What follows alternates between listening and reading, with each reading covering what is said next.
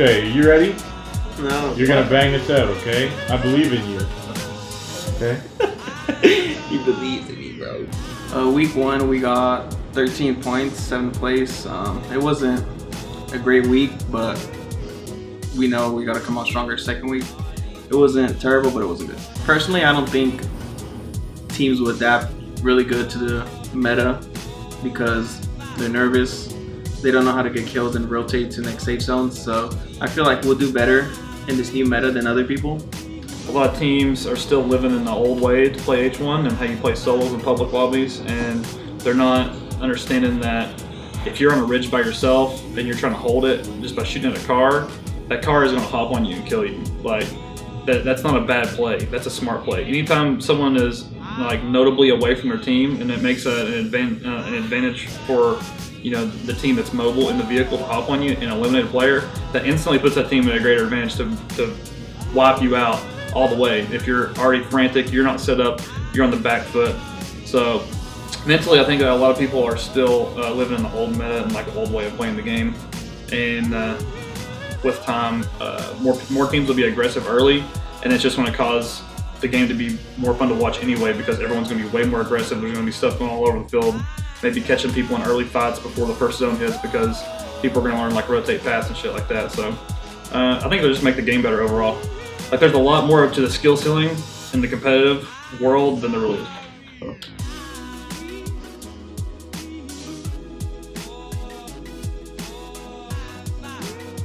He's trying so hard not to get attacked right now. Prodigy Aces. Dude, you've been on the talk fest. I know you were good in the fight situation. I did not even bother me. I didn't come along. So Twin Galaxies set up a pool match versus me. It was me, Casper, and Kreenak. Basically went to a penthouse. They invited us up there at Bally's. We played pool against each other. I played against Casper. I lost. I was dog shit. And then Casper played Kreenak, and then Kreenak won against Casper. So the prize was whoever won out of all three of us was going to keep the penthouse. What the hell, Casper? You're supposed to win the suite. You even picked the people you wanted to play, and you lost to dad shorts here? By the way, I just want people to know, this is what Casper lost. Did you see the suite? Did you see the suite? Look at this. Guess who has the key now? Show me. Show me around. Yeah, show him the bathroom. Take him back there and show him the bathroom. The suite you won beating Casper. Welcome to my humble abode. Welcome. The King Master Suite. Bedroom. Look at this. Look at this bathroom. Like, Casper's jealous. He doesn't get to live a luxury life like this. This is what did it for you. This is a 5,000 or 6,000. I don't know how much this is. It's expensive, and this is his room tonight. All he has to do is win a pool. Yeah. It could be the final player. So the secret player will bring it in. Final player, you're just gonna be here and kill it. Okay.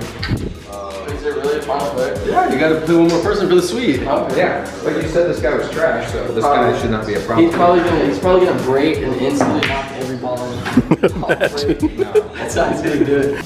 But then Twin Galaxies brought a professional trick shotter named Venom to play against him. They basically set him up so he wouldn't get the penthouse. Whatever, they ended up playing and Venom shit on Kreenak. Kreenak I think shot once, and after that it was over. But I thought it was overall a pretty cool experience. The opportunities that Twin Galaxies is giving us, playing with a professional pool player, is just, it's exciting. This is not accurate. Yes, I can confirm that one. Horses do not look like this. It's got a fat neck.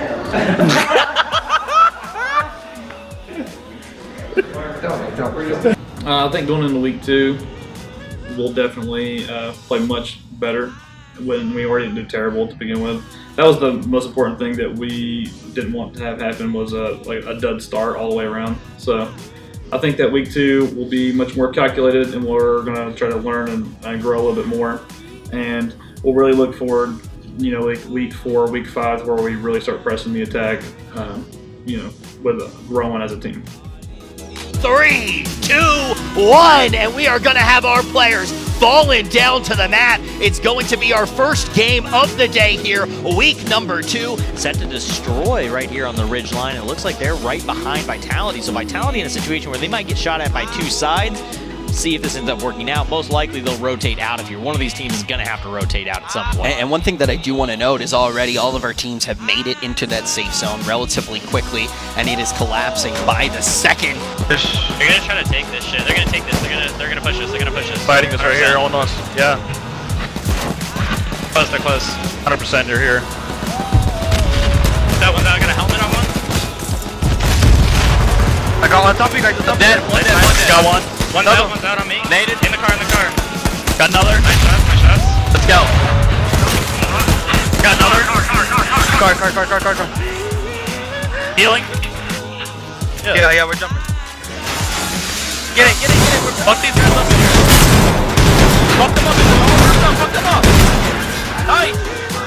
Yo, There's gotta be more. There's gotta be more. They're in the other warehouse. I died. You're good. It's in the other warehouse, right? You guys are good. Yeah. Hold these angles. Placement. Left, fuck up the car, Benny. They're in. Nice.